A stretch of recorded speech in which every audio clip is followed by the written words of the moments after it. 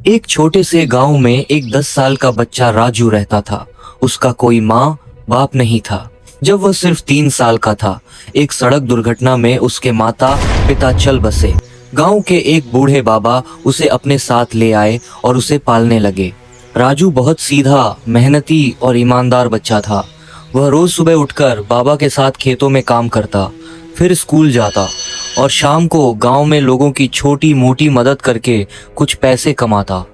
लेकिन उसके सपने छोटे नहीं थे।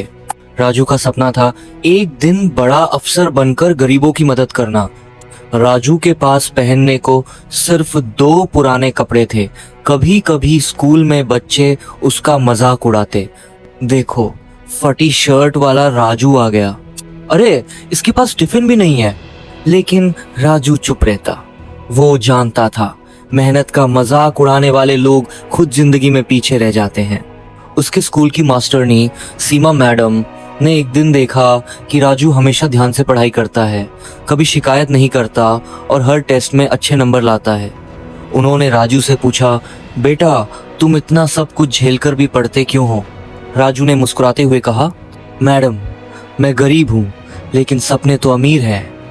अगर आज पढ़ाई छोड़ दूं तो कल कोई और अनाथ बच्चा भूखा सोएगा और मैं कुछ नहीं कर पाऊंगा।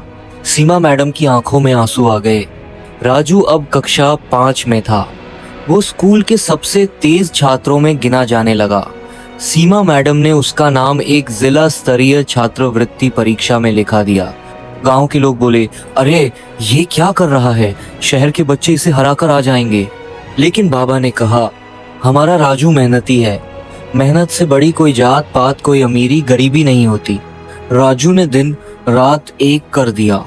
खेत के काम के बाद भी वो रात 12 बजे तक पढ़ता रहता। जिस कमरे में वो पढ़ाई करता था वहां एक बल्ब भी नहीं था। वह लालटेन की रोशनी में किताबें पढ़ता था। आखिरकार परीक्षा का दिन आया। माइनस सपने ने दरवाजा खटखटाया। राजू ने पूरे आत्मविश्वास से परीक्षा दी। जब नतीजे आए तो पूरे गांव में ढोल बजने लगे।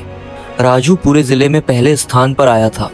उसे सरकारी छात्रवृत्ति, फ्री स्कूलिंग और हॉस्टल की सुविधा मिल गई। राजू की कहानी अब गांव तक ही नहीं, अखबारों तक पहुंच चुकी थी।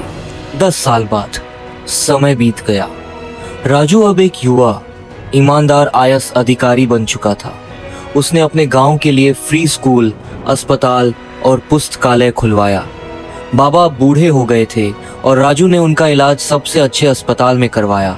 राजू अब अनाथ बच्चों के लिए एक ट्रस्ट भी चलाता था, जहां उन्हें पढ़ाई, खाना और प्यार मिलता था जो कभी उसे नहीं मिला था।